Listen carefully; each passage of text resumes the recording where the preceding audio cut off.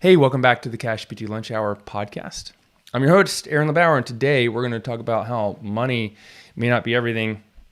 Money doesn't make you happy, but it certainly does solve some problems. And I'm going to share with you some big lessons I learned last weekend skiing in Utah. So if you're watching this on Facebook, please click the like. If you're watching this on YouTube, hit the like, hit subscribe, hit the notification bell after you subscribe. And please comment below with any insights you have, any questions. Please share this with your friends. And as always, if any of this stuff has helped you, I greatly appreciate a 5-star rating review on iTunes. Okay, so there's a couple things. There's a couple lessons. So I sent an email out this week, and it said, every subject line, everything is earned. And the title of the topic of the email, it's all about really how money doesn't buy you happiness, but money solves problems and allows you to have great experiences. And I'm going to share with you some of these lessons, but here's the thing. I got an email from this guy, Terry. And Terry said, Aaron, change your approach. This email is a huge turnoff for me. Please don't respond. Well, guess what? Thank you, Terry. Because what you did was let me know that this email hit a nerve. You let me know that this email was the right email to send, because I also sent an email out and I made $400 from the email, right? How many of you listening can send one email and make, $400 or $1,000? I mean, I've sent one email and made $25,000 with it. But this one I sent out. We're not close to the deadline for PT Biz Con. And I still sold a general admission ticket. I think that's, it's $297. I don't know if I sold a second one or not, but so maybe it's $300 from this email. But I made $300 and I got a troll, which is good. And so any of you online content creators, digital creators, online coaches, people out there putting stuff online, just know when someone trolls you, when they tell you your shit stinks, just know that this means things are going in the right direction, that you said something right. It's easier for people. I mean, I also got 3 messages from people saying, hey, thank you so much. This means a lot. Let me just go back in here and look. I'll tell you. Caitlin said, hey, thank you so much. Have a great day. So thanks, Caitlin. I appreciate you so much. Caitlin's been responding to a few of my emails lately. But Terry decided to tell me that my shit stinks. Terry, thank you very much, because I know there's a bunch of other people who think the same thing. And you know what? I'm almost gonna read this email, but I'm gonna tell you the story and go through this because this is great. But what I want you guys to know is that when I started this back in, I don't know, was it 2012-ish? I put up my blog. Right away after I put my blog in 2011 or 2012, I got a cease and desist letter, and first I got an invitation to speak at the Florida private physical therapy private practice group. I don't think it was part of the APT at that time, but I got an invitation to speak there at one of their events, and then the next week I got a cease and desist letter. So even though those things rocked my world, I was like, I know I'm on the right track. So just number one lesson is know you're on the right track if you're starting to get that. Okay. Let me just tell you guys that everything's earned. Okay. So last week, and I don't know when you're going to be listening to this, but it's middle of January right now when I'm recording it.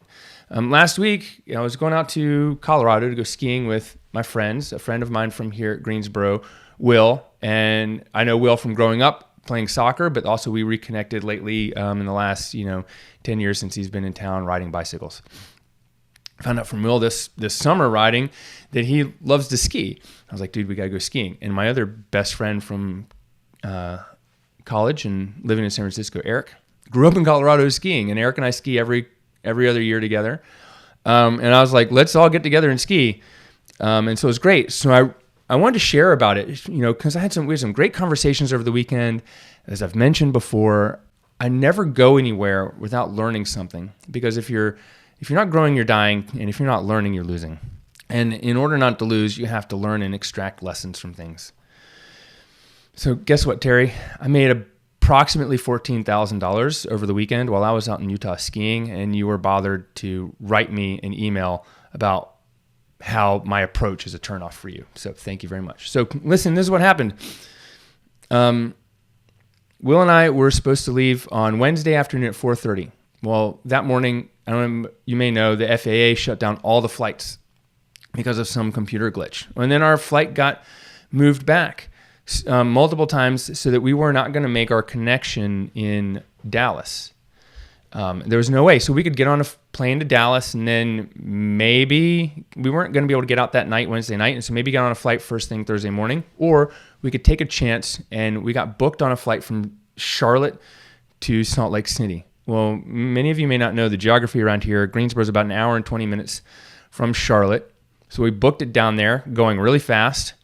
And we're on the way, and I'm like, dude, like, I don't know, like the Charlotte airport, like the long-term parking is like a shuttle ride away, and we were close. And so I'm looking up on Google Maps for parking. I'm looking at parking. I'm like, God darn it, we're going to miss this because we have to take a shuttle and park long-term parking. And I found that there's a valet. I was like, oh, dude, we're doing valet. And without hesitation or question, Will and I were both like, we're doing the valet. I mean, guess what? The valet was $35 a day. We ended up paying $175 to the valet when we got back. But the point is that money may not buy you happiness. Like, you can be miserable fuck and have tons of money. But money certainly solves problems. And the problem Will and I were solving was we've already spent a lot of money on our hotel and our lift tickets. Like, we didn't want to miss a day of skiing. I mean, I spent $200 on the lift ticket for the next day. $1,200 on a first class ticket, and 140,000 points on Marriott for my room, 140,000 for Will's room, and 140,000 for Eric's room. Like, I got 1 million Marriott points, so I got rooms for all three of us. You know, saved us all a little money, but that's what those points are for. But they still cost. So what am I gonna, worry about $35 if, I'm gonna lose, $1,000 worth of skiing. Okay, so we just decided to do it. Okay, but I will be the first to agree that's a first world problem. Like, trying to figure out like which ski boots to bring, which ski helmet. My ski helmet, my $250 ski helmet doesn't fit quite right. It doesn't have insulation in it. But yes, it's got the NFC chip, and it's got a, bright high-vis orange thing so you can see me. It's the latest. It's got the MIPS protection for rotation in your head, so you don't like knock your brain, sideways like I did 20 years ago racing bikes in Iowa. Right? Those are first world problems. Okay, so we had an amazing time. And I'm not going to bore you with the details. You can go watch my Instagram stories. But we skied at Snowbird one day.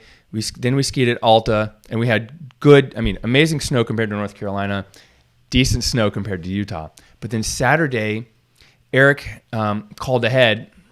We didn't think too far ahead, but he called and got us on the wait list for cat skiing. And what is cat skiing? Cat skiing is where you take one of the groomers that go up and down the mountains, and they put like a cabin on the back, and they put 12 people in there, and it's like a tank. We're driving around in a tank, so we drove an hour away to some massive ranch, and we go to this hut, and we get in this tank. First they give us transponders and backpacks with shovels and probes and radios. And we get in this tank, and we drive to the top of the hill, and they stop, and we have 2 guides for 11 people, and they look around and go, snow looks good here. The snow doesn't look good there. Let's go this way. And they just drop us off. The tank drives away, and we ski down the hill in pristine powder. And it's amazing. And lift tickets these days cost anywhere from $150 to $250. This day of skiing was $900. So it was about 4 or 5 times what it cost to ski in a resort. But guess what? There were no lift lines. It was warm in the cabin. They brought us snacks. They gave us lunch. We had 2 guides. I didn't have to make decisions about which trail to go down. And every run was pristine powder unless someone went in front of me. And then it was like I could still get pristine powder as long as I turned with their turns. It was amazing. So that's what I did. And what I want for you is to be able to leave your business, your practice, your coaching business for 5 days a week, 3 weeks or more, and go skiing. One of my coaching clients, Brandon Smith, Brandon's the guy that made $40K the first week we started working together. He's the guy that we've grown his monthly recurring revenue over $20,000. He's also launched a free plus shipping book funnel. Like I helped him with that, and he's been in our Platinum Mastermind. This is his second year, and that was the project we decided to take on, which isn't an easy project, but we did it, and he's crushing it with that. I mean, he's getting better results from his free plus shipping book funnel than I got in the first 3 months. I mean, that's distilling down the lessons. But guess what? Brandon was in Whistler Blackcomb the same week I was in Utah skiing. He was snowboarding with his wife, which is dope as fuck. Like, who gets it? What PTs get to go skiing and make money at the same time? I don't know how much money Brandon made while he was skiing, but I know it was thousands of dollars. If you say that I know that Brandon's making about 25 to 30K a month, and you divide that by 4, I mean, he'd made it easily 7K while he was skiing. I made about 14K while I was skiing. I didn't actually add up the revenue in that 5-day period. I just averaged it out from what I made last year for that 5 days, right? So that's a system, and I want that for you. So one of the ways to learn how to do that and figure that out is come join us at PT Biz Con coming up this spring. So if you're listening right now, go to ptbizcon.com, grab your ticket. If you're listening to this later on and PT BizCon hadn't happened, the next best way is to join our Platinum Mastermind. Next month, we're all getting together for a 2-day event in Denver. I love skiing. You apparently know that. And the 2 days after we meet for a mastermind, there are about 12 of us out of 40 that are going skiing for 2 days because I decided to do it in Denver. I just say, hey, let's just do this. So it's all about having fun and having good times and using your business, leveraging your business to pay for some cool things. Like these trips can be write-offs, because if you use them for your business, to grow your business, to promote yourself, to promote activity, physical activity, there's no reason it can't be. Okay, so those are the first couple things I want to share with you. I mean, I could end the podcast right now, and you should be able to take away some massive lessons. And you should join us at PT BizCon in March. Okay, so I'd love to know, even just from these first 2 things, we got more to share, but even from these first 2 things, I want to know what was most insightful for you, what was most helpful. Please, if you're watching in Facebook or YouTube, comment below and let me know. If you are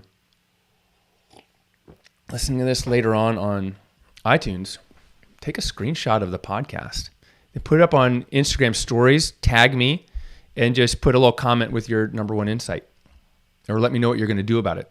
I'd love to know.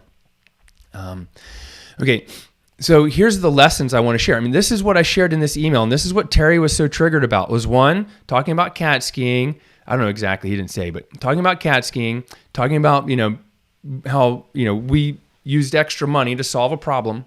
And then here's the lessons. I don't understand why this guy is triggered by this, but anyways, these are the lessons. Number 1, I was the shortest. Eric's 6'4" and Will's 6'5", and it's when you're tall, it's great to be around other tall people. Number 2, the snow in Utah is amazing.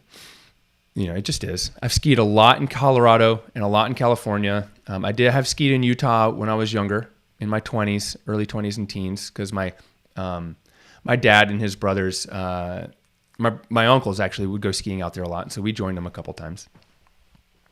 Okay. Number 3, 34 miles per hour is not really that fast on skis. So I tracked my my days on Strava, and my max speed was 34 miles an hour. Now, we were on powder skis the whole time, and they're not really stable on groomers. I've gone 40-something miles an hour on skis, but those were with more like carving all-mountain skis. But Eric and Will still went faster than me, and it just we were at a little competition. It's not really that fast. It seems fast, but it's not that fast on skis. Will was telling us one of our friends from growing up posted 62 miles an hour top speed on Strava, and we were like, that's got to be in the car, right? Which is crazy. But giant slalom skiers go, 40 to 65, and the fastest person, we looked it up, fastest person ever on skis is 100 miles an hour. Crazy. But 34 miles an hour isn't really that fast. Okay, here's where it gets more deep. We had some great conversations. Number 4 thing, experiences are more important and more memorable than buying stuff and things. So this was something that we did that was an experience. Like, I am never going to forget. I'm never going to get the day of cat skiing. And, Will and Eric and I had some massive laughs because I fell. Well, I didn't fall because my skill was bad on this. Well, this was hard. It was really difficult. And there were a couple times I stumbled because of that. But I had this one run. It was amazing. The guide went down and I was just like, I'm going, because everyone was hesitating. I'm like, take action. Let's go. I got some killer turns. I'm just flying down this hill like faster than really like I was a little out of control. I was like, holy cow. But just some killer turns, and I hit a bump and I was like, ooh, all right, there it is. And then all of a sudden, bam, it's like I went my head right in the snow. Like, I didn't know what happened, but I came completely out of my skis. And I'm like every vertebra in my cervical spine cavitated. And I'm like, whoa.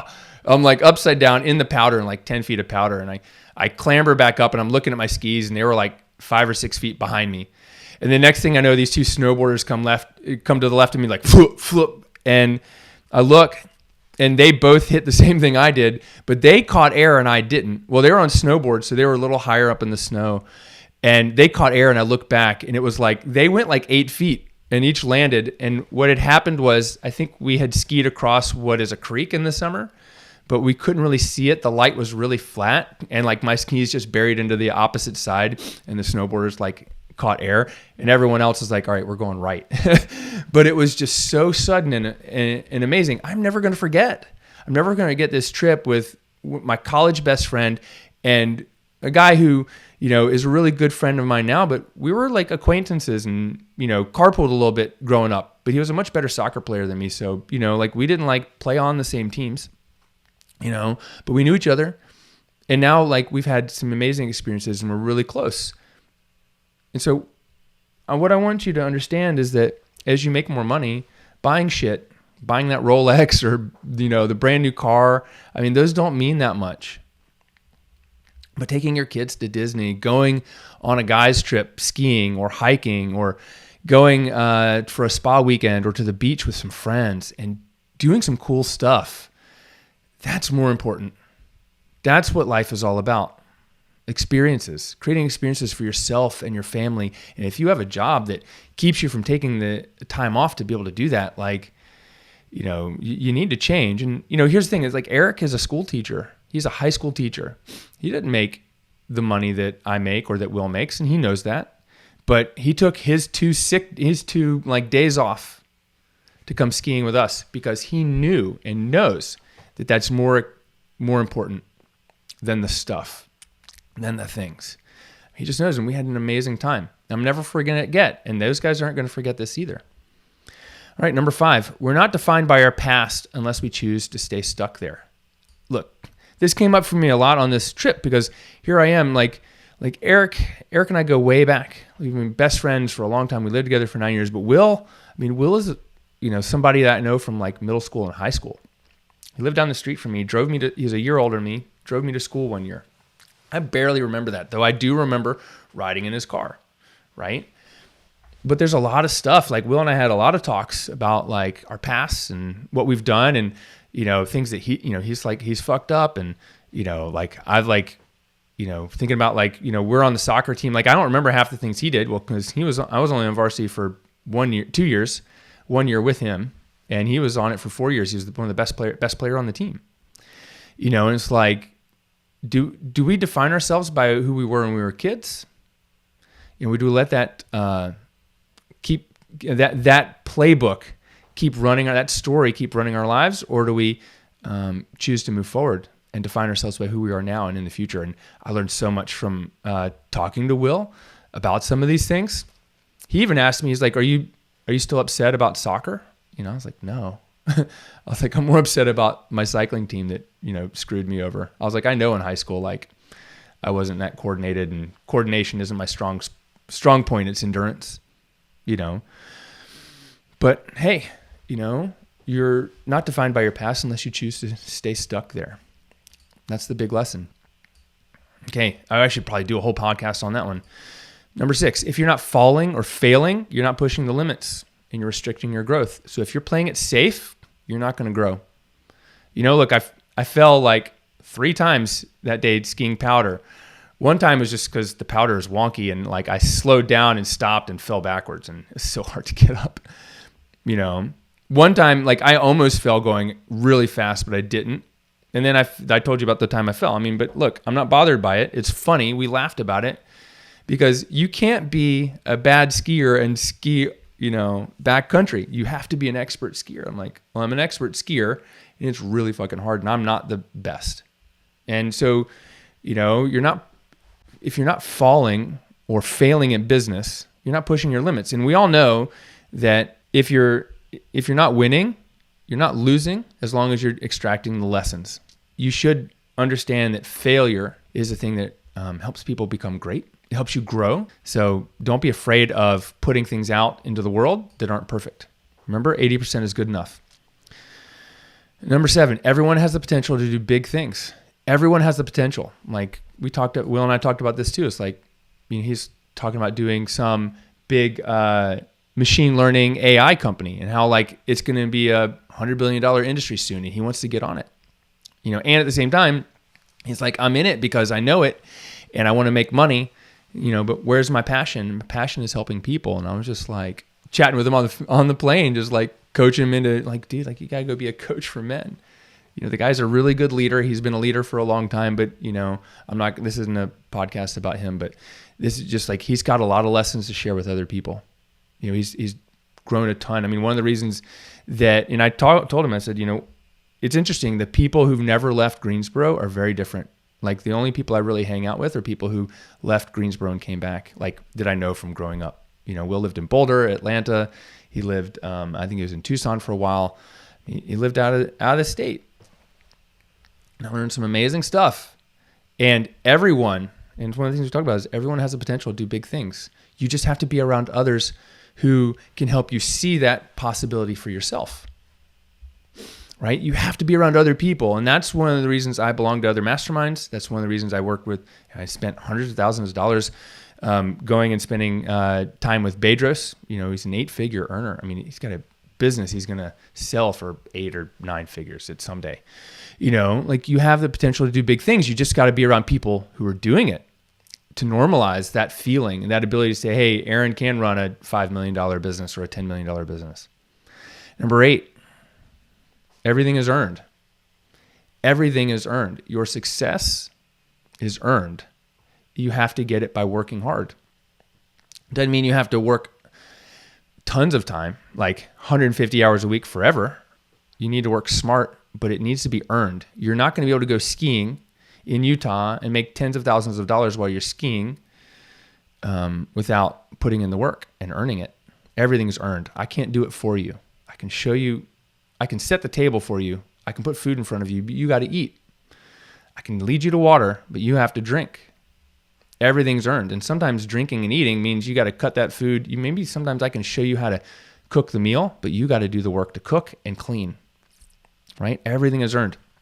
So the last big lesson that I want to share is in every experience, course, mistake, success, investment, personal interaction, there's a lesson to be learned that can make you a better and more successful person. It's up to you to choose to find the lesson, find the value, find the nugget or wisdom, and then apply it to your life, your outlook, and future wealth and prosperity. You are the author of your own story. And if you're a PT business owner, it's exactly why you need to attend PT Biz Con in March. It's going to be unlike any other conference or industry event you've ever attended before or will attend in the future. I guarantee you, I've been to all of them.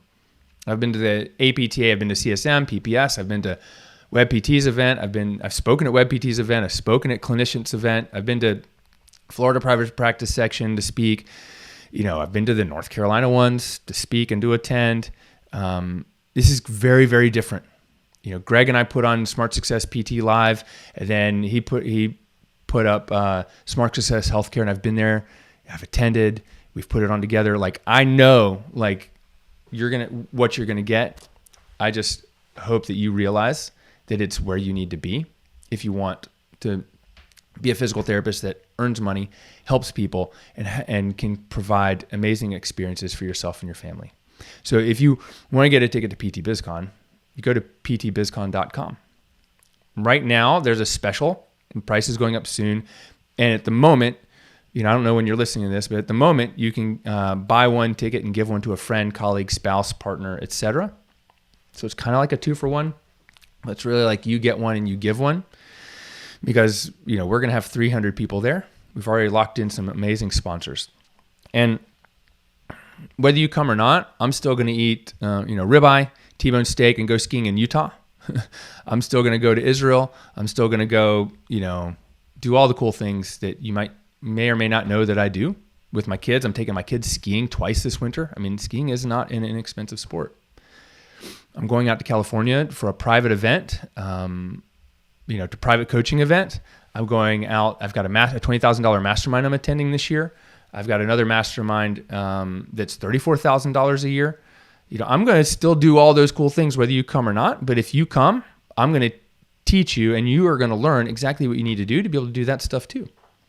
So head over right now, ptbizcon.com, ptbizcon.com. There's going to be a link below this video. If you can't find it, just DM me the word ptbizcon, and I'll send you the details. Now look, that wasn't so bad, was it? Terry's totally triggered. It's a turn off for him. If this is a turn off for you, just plan on going to CSM, PPS, or not. I don't know. It's kind of crazy. I don't understand how that's a turn off for people. It's a lesson, but I can understand that if you're not the right person, I don't need you in my coaching programs.